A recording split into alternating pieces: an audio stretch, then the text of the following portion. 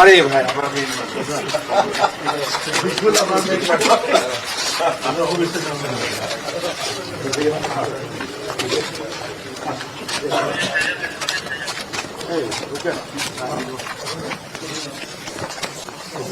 আমাৰ নম্বৰটো আৰু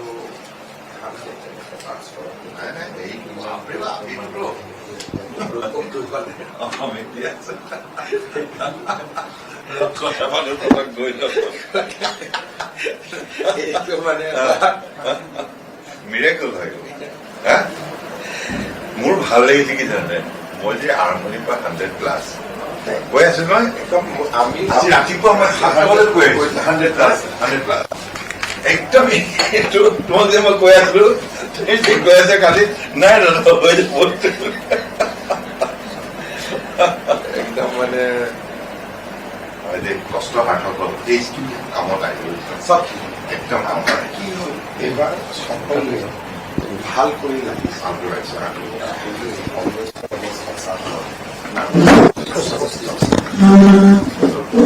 নাছিলো प्रधानमंत्री को बारे बारे पूछे क्या सब एक ही क्या बोल रहे थे ऐसे এবার অকল নবৈশা জেপি দিছে জয় প্রকাশ আচ্ছা আচ্ছা বাকি সব মুসলিম 18টাই যেটা 19 থাকি যিটোৱে হয় মানে অকল সি এটা হয় আৰু বিৰোধী বুলি বকিল আৰু সি বাকীবোৰ বিৰোধী বুলি যদি চাই দুটা আৰু গা বনাব নোৱাৰে মানে এইটো শুভেচ্ছা থাকিল কোন বিহাৰী লোক মানে কোন বিজয় গুপ্তাটো মই জেগাত না অসমীয়া মানুহ তো বিজয় গুপ্তা যদি বিহাৰী হল তেলে আমিবোৰোতো কেতিয়াবা কনজৰ পৰা আহিছিলো ভাই আকৌ অসমৰ বহুত মানুহ সীমান্তৰ সিপাৰৰ পৰা আহিছিল মংগোলীয়সকল এটা জাগাৰ পৰা আহিছিল আমাৰ আৰ্যসকল এটা জাগাৰ পৰা আহিছিল তেনেকেতো মানুহ আহে তেতিয়া জ্যোতিপ্ৰসাদ আগৰৱালাও আপোনালোকে মাৰোৱাৰী বুলিয়ে ক'ব লাগিব এইবিলাকতো আপোনালোকে ক্ৰিয়েট কৰা বস্তু না মই ভাবো যে যোৰহাটত গৌৰৱ গগৈৰ পৰাজয়ৰ এটা মূল কাৰণ সেই সাংবাদিক মেলখন নহলে ইমান ভোটত তেওঁ নাহাৰিলে মানে নিজৰ বুথতো হাৰিছে আৰু সাধাৰণতে কোনোবা বাহিৰৰ পৰা মানুহ আহি অসমীয়া জিয়াৰী বোৱাৰীৰ ওপৰত কথা ক'লে মানুহে ভাল নাপায় আৰু মই যদি বেংগলত গৈ মমতা বেনাৰ্জীৰ ওপৰত পাৰ্সোনেল এটেক কৰিলেহেঁতেন মোকো ভাল নাপালেহেঁতেন কংগ্ৰেছত বৰ্তমান ৰাজনীতি কৰা বা অসমক বুজি পোৱা মানুহৰ সংখ্যা কম আজি আপোনালোকে চাওকচোন প্ৰিয়ংকা গান্ধী অহাৰ দিনাখন যদি প্ৰিয়ংকা গান্ধীয়ে প্ৰথম ভূপেন হাজৰিকাৰ সমাধিত গ'লহেঁতেন দ্বিতীয় শ্বহীদ বাকৰিত গ'লহেঁতেন তৃতীয় জুবিনৰ সমাধিত গ'লহেঁতেন তেওঁৰ পজিশ্যনটো কিমান ভাল হ'লহেঁতেন যেতিয়া অকল জুবিনৰ সমাধিত গ'ল এয়াৰপৰ্টলৈকে ৰাস্তা দি যাওঁতে শ্বহীদ বাকৰি আৰু ভূপেন হাজৰিকাৰ সমাধিটো ক্ৰছ কৰি গ'ল নুসুমালে লগে লগে প্ৰমাণ হৈ গ'ল যে এইটো ৰাজনীতি কৰাৰ কাৰণে তাত গৈছে এটা মই যদি কংগ্ৰেছত থাকিলোহেঁতেন মই কি ক'লোহেঁতেন যে প্ৰিয়ংকাজী প্ৰথম জুবিনৰ তাত যাম শ্বহীদ বাকৰিত যাম ভূপেন হাজৰিকাৰ তাত যাম কংগ্ৰেছত ৰাজনীতি জনা মানুহৰ সংখ্যা নাই কাৰণে এই সৰু সৰু কামবোৰ কৰে আৰু বুজাই লৈ নাযায় ৰৈ ৰৈ বিনালে ৰৈ ৰৈ কেতেকী জুবিন গাৰ্গ জুবিন মাৰ্গ এইবিলাক যে কৰি থাকিলে এইবিলাকত মানুহে বেয়া পালে একদম সিম্পল আছিল প্ৰিয়ংকা গান্ধীক জুবিন গাৰ্গৰ তাত লৈ যাব লাগে জুবিনৰ সমাধিত কোনো বেয়া কথা নহয় আহোঁতে শ্বহীদ বাকৰিটো এবাৰ সোমাব লাগিছিল আৰু ভূপেন হাজৰিকা জুবিন গাৰ্গ দুইজনেই আমাৰ হিয়াৰ আমঠু জুবিনৰ সমাধিত যদি গৈছে ভূপেন হাজৰিকাৰ সমাধিটো সোমাই যাব লাগিছিল অনাগত 5 বছৰটো অসমৰ বাবে এক সোণালী অধ্যায় কিয় যোৱা 10 বছৰত সোণোৱাল ডাঙৰীয়াৰ চৰকাৰৰ সময়ত কিছুমান আমি প্লেনিং কৰিছিলো যে ব্ৰহ্মপুত্ৰৰ কাষেদি আমি ডিব্ৰুগড়লৈকে ৰাস্তা বনাম, বিভিন্ন ধৰণৰ কথা আমি আলোচনা কৰিছিলো। মোৰ মুখ্যমন্ত্ৰীৰ সময়ছোৱাত এই কথাবিলাক আমি গ্ৰাউণ্ডেড কৰিলো, আধাৰশিলালৈ। কিন্তু আপুনি যদি চাই অহা 5 বছৰ কি হ'ব, যদি খুব থোৰতে মই কওঁ, অহা 5 বছৰ ধুবুৰী ফুলবাৰী দলং উদ্বোধন হ'ব, শুৱালকুছি পলাশবাৰী দলং উদ্বোধন হ'ব, গুৱাহাটীৰ ৰিং ৰোডৰ কাম সম্পূৰ্ণ হ'ব, শিলচৰ গুৱাহাটীৰ মাজত এক্সপ্ৰেছ হাইৱেৰ কাম সমাপ্ত হ'ব, শিলচৰত নতুন এয়াৰপৰ্টৰ কাম সমাপ্ত হ'ব, নুমলীগড় গহপুৰ টানেলৰ কাম সমাপ্ত হ'ব, ছেমি কণ্ডাক্টৰ উদ্যোগ আৰম্ভ হ'ব, ফাৰ্টিলাইজাৰ কাৰখানা আমাৰ নামৰূপত চলি আছে সি আৰম্ভ হ'ব, কাজিৰঙা দি এলিভেটেড কৰিডৰটো আৰম্ভ হ'ব, মানুহ গাড়ী যাব, যোৰহাট মাজুলীৰ মাজৰ দলঙেদি মানুহ যাত্ৰা আৰম্ভ কৰিব। তাৰমানে আজিৰ দিনটোতে মই আপোনালোকক যিমানখিনি কথা ক'লো, ৰাতি আপুনি শুই থাকোঁতে এই কথাখিনি ভাবিব যে অকল এইখিনিয়ে হৈ গ'লে অসমখন কিমান পৰিৱৰ্তন হৈ যাব। নাৰেংগী কৰোৱাৰ দলংখন সম্পূৰ্ণ হ'ব।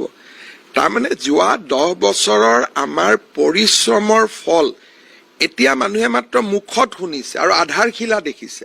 সম্পূৰ্ণ মাত্ৰ ভাস্কৰ বৰ্মা সেতুখন দেখিলে, বাকীটো একো দেখা নাই।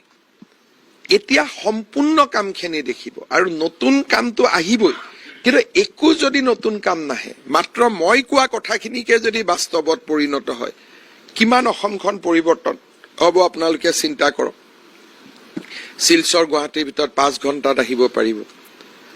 দৌৰ মাৰোতে গোলাঘাটৰ পৰা আপুনি বিশ্বনাথ চাৰিআলি গৈ পাব, দৌৰ মাৰোতে যোৰহাটৰ পৰা মাজুলী গৈ পাব, দৌৰ মাৰোতে চিপাঝাৰ গৈ পাব। এই ধুবুৰী মানুহে দৌৰ মাৰোতে মেঘালয় তুৰা পাব।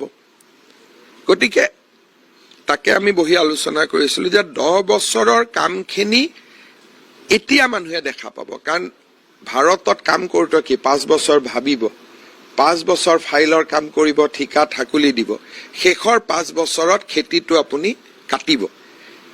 আমি তাকে চিন্তা কৰিছিলো যে এতিয়া যদি এই মুহূৰ্তত কংগ্ৰেছৰ চৰকাৰ আহিলেহেঁতেন গোটেইবোৰতো খেলি মেলি হৈ গ'লহেঁতেন।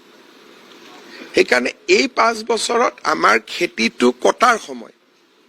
যি প্ৰথম পৰিকল্পনা হ'ল, তাৰপিছত আমি ৰোপণ কৰিলোঁ। এতিয়া মাঘ বিহুৰ সময়ত আমি শস্য নচপাওঁ জানো? এই 5 বছৰ হৈছে শস্য চপোৱাৰ সময়। মইতো মানুহে দেখা পাওক বুলি জোৰ জবস্তি চানমাৰী ফ্লাইঅভাৰখন কৰিলোঁ। নিয়মতে তাক আৰু 6 মাহ দৰকাৰ, কাৰণ ওপৰত কাম কৰিব আছে, তলত আছে। কিন্তু বা ভাস্কৰ বৰ্মা সেতুখনৰে আচল নেগুৰটোতো লগাই নাই, 6 মাহ পিছতে লাগিব। তাৰমানে কাম দেখুৱাৰ সময় হ'ল এই 5 বছৰ, ফলাফল দেখুৱাৰ। কিন্তু মানুহক কিবা এটা ইলেকশ্যনৰ আগত দেখুৱাব লাগে বুলি এইখিনি জোৰ জাৰ কৰি কৰিছো। এটা মাজুলীতে এখন দলং উদ্বোধন কৰিছো, কিন্তু লখিমপুৰ গৈ লাগিব পৰা 2nd দলংখন হোৱা নাই। তাৰমানে এতিয়া মাত্ৰ যে মানুহে বিশ্বাস কৰক যে আমি কৰিছো বুলি, এইটো হ'ল অলপ যে মানে ভাতটো বনোৱাৰ আগতে অলপ সিজিছে নে নাই চাওঁ। এই যোৱাখিনি আছিল সিজিছে নাই চোৱাৰ সময়, কিন্তু আচল ভাতটো এতিয়াহে আমি খাম। গতিকে এই 5 বছৰ যদি আমাৰ চৰকাৰখন নাহিলেহেঁতেন আমাৰ বহুত দুখ লাগিলেহেঁতেন, কাৰণ যোনে ফিতা কাটে নামটো তাৰহে হ'ব। গতিকে বাকীটো কোনে আধাৰশিলা কৰিছিল তাৰতো নাম নহয়। আধাৰশিলা কৰা ফলকখন একাষৰীয়াকৈ পৰি থাকে, উদ্বোধনৰ ফলকখনে ডাঙৰ হয়। দিল্লীত অসম ভৱন নিৰ্মাণ নতুন হৈ আছে, সম্পূৰ্ণ হ'ব। কলিকতাত ইমান ডাঙৰ অসম ভৱন, বম্বেত মাতি লৈছো, সোণোৱাল ডাঙৰীয়াই দিছে, তাতে ডাঙৰ অসম ভৱন হ'ব। বেংগলোৰৰ অসম ভৱন ৰেডি হৈ আছে, ফিতা কাটিব লাগে, খালি হোৱাইট ৱাশ্বিঙৰ কামটো বাকী আছে। ইমানবোৰ কাম কৰি থোৱা আছিলে, কিন্তু যোৱা সময়ৰ আগতে আমি দেখুৱাব পৰা অৱস্থাত নাছিলো। কেইটামান চিজাৰিয়ান অপাৰেশ্যন কৰি মানুহক দেখুৱাইছিলো, কিন্তু নৰ্মেল ডেলিভাৰীটো এতিয়াহে হ'ব। সেইকাৰণে এই 5 বছৰ হ'ব অসমৰ আটাইতকৈ স্বৰ্ণীল সময়। মানুহে পৰিৱৰ্তনটো দেখা পাব যে মোৰ ৰাজ্যখন দেখোন এনেকুৱা হৈ গ'ল। এইখিনি দেখোঁতে মানুহে ইমান প্ৰশংসা কৰি আছে। আৰু মইতো কৈছো যে এইখিনি নিত্য নাটিকাহে, নাটকখন এতিয়াহে হ'ব। কিন্তু আৰু 1.5 লাখ বিঘা মাটি খালী হ'ল, কিন্তু চৰ আৰু বনভূমি, ট্ৰাইবেল বেল্ট এণ্ড ব্লক আৰু 3-4 লাখ বিঘা মাটি খালী কৰিবলগীয়া আছে। এতিয়া সুপ্ৰিম কোৰ্টৰ অৰ্ডাৰবিলাকো ভাল আহিছে, আমি কৰিব পাৰিম। গতিকে মোৰ দৃষ্টিত আটাইতকৈ যদি ভাল হ'ব, আগতে আমি কি হয়, আমি যদি বিদেশী নাগৰিক এজন পুছবেক কৰোঁ বা আমাৰ ন্যায়ালয়ে যদি এজন মানুহক বিদেশী বুলি কয়, তেওঁলোক পশ্চিমবংগত সোমাই যায়। একেই, ইয়াত যিটো আমি মৈমনছিঙীয়া ৰংপুৰীয়া বুলি কওঁ তাতো একেই মানুহ আছে। ইয়াৰ পৰা তেওঁলোক শ্লিপ হৈ পশ্চিমবংগত সোমাই যায় আৰু আমি তেওঁলোকক বিচাৰি নাপাওঁ। পশ্চিমবংগত বিজেপি চৰকাৰখন হোৱাৰ কাৰণে ভাৰত বাংলাদেশ ফেন্সিংটো এবাৰ কমপ্লিট হ'ব আৰু আমাৰ দুইখন চৰকাৰৰ সহযোগিতাত বিদেশী নাগৰিকৰ অন্তত নতুন প্ৰব্ৰজনৰ বিৰুদ্ধে আমি সাংঘাতিকভাৱে যুঁজিব পাৰিম। আৰু বেংগল চৰকাৰখন যোনেই নহওক কিয় গোটেইখিনি বিধায়ক বা মন্ত্ৰী মোৰ লগত অত্যন্ত আপোন, যিখিনি বিজেপি ক'ব গ'লে তেওঁলোক ৩-৪টা ইলেকশ্যনত হাৰিছে, এইবাৰ জিকিছে, হাৰা জিকা সুখ দুখ মই সকলো সময়তে তেওঁলোকৰ লগত আছিলো। সেইকাৰণে চৰকাৰখনৰ লগত আমাৰ এটা ৱৰ্কিং ৰিলেশ্যন হ'ব আৰু এইবাৰহে আটাইতকৈ যিটো আমাৰ অসমৰ আটাইতকৈ সুৰক্ষাৰ প্ৰশ্ন সেইটোত আমি আগবাঢ়িব পাৰিম। আৰু আজি যদি প্ৰধানমন্ত্ৰীৰ ভাষণটোতো প্ৰধানমন্ত্ৰী ডাঙৰীয়াই এই কথাকে এষাৰে উল্লেখ কৰিছে। সেইকাৰণে মই ভাবো যে পশ্চিমবংগৰ বিজয়, অসমৰ বিজয়টো যদি আমাৰ কাৰণে এটা cake, Paschimbanga icing in the cake, মানে উইদাউট ৱেষ্ট বেংগল আমি বহুত কাম কৰিব নোৱাৰো। আজি নুমলীগড় শোধানাগাৰে পাইপলাইন এডাল আনিব লাগে উৰিষ্যাৰ পৰা নুমলীগড়লৈকে, বেংগলে পাৰ্মিশ্যন নিদিয়ে, পেলাই থৈ দিছে। এই গোটেই যদি আমি যিকোনো কাম কৰিব খোজো পশ্চিমবংগৰ থ্ৰুদিয়েতো অসম আহিব। যেনেকে মেঘালয়ক যদি অসমে সহায় নকৰে মেঘালয়তো কোনো কাম নহয়, যেনেকে আমি মেঘালয়ৰ মুখত বহি আছো, আমাৰ মুখত পশ্চিমবংগ বহি আছে। সেইকাৰণে পশ্চিমবংগৰ বিজয়ে অসমৰ বিজয়ৰ আনন্দটো দুগুণ কৰিছে।